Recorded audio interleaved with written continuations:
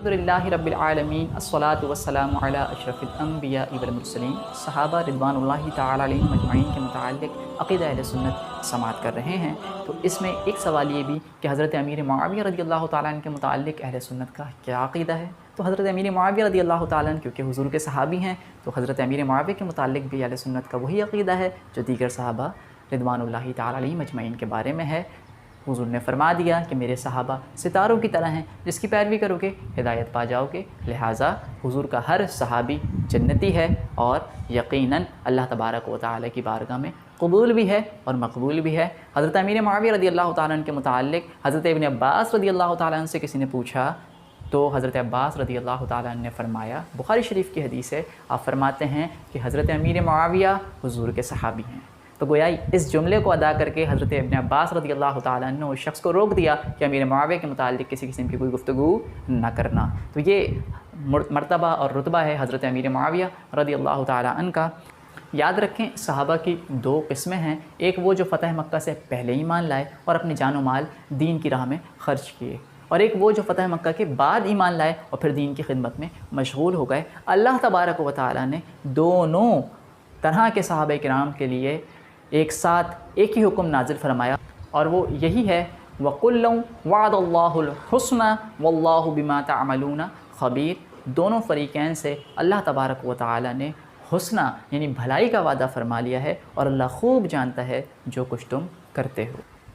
اور ایک اور مقام پر اللہ تبارک و تعالی نے فرمایا کہ جن لوگوں کے لیے ہمارے حسنہ کا وعدہ ہو چکا وہ جہنم سے دور رکھے جائیں گے، اور وہ اس کی بھنک بھی نہ پائیں گے، اور ہمیشہ اپنی من مانتی مرادوں میں رہیں گے، اور بڑی گھبراہٹ یعنی قیامت کی ہلچل انہیں غم نہ دے گی۔ یہ تمہارا وہ دن ہے جس کے بارے میں تم سے وعدہ کیا جاتا تھا۔ تو اللہ تبارک و تعالی نے تمام صحابہ کے لیے حسنہ کا وعدہ فرما لیا ہے، لہٰذا تمام صحابہ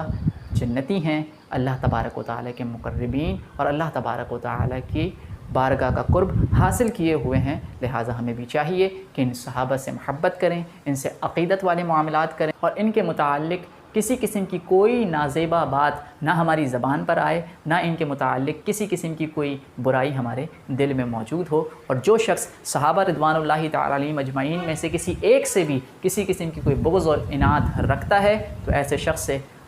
ہمیں دور رہنے کی ضرورت ہے۔ اللہ کریم ہمیں صحابہ کی محبت عطا فرمائے اور صحابہ کے باغزین کی نفرت عطا فرمائے۔ بلکہ امام اہل سنت الشاہ احمد رضا خان نور اللہ مرقدہ بڑا پیارا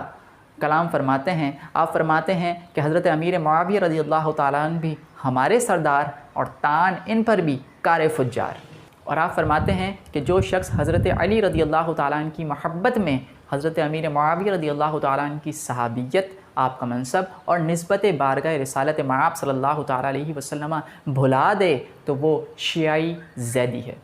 لہٰذا ہمیں چاہیے کہ حضرت امیر معاویہ رضی اللہ تعالیٰ عنہ سے بے پناہ محبت کریں، کیونکہ یہی وہ عظیم ہستیاں ہیں کہ جنہوں نے رسول اللہ صلی اللہ تعالیٰ علیہ وسلم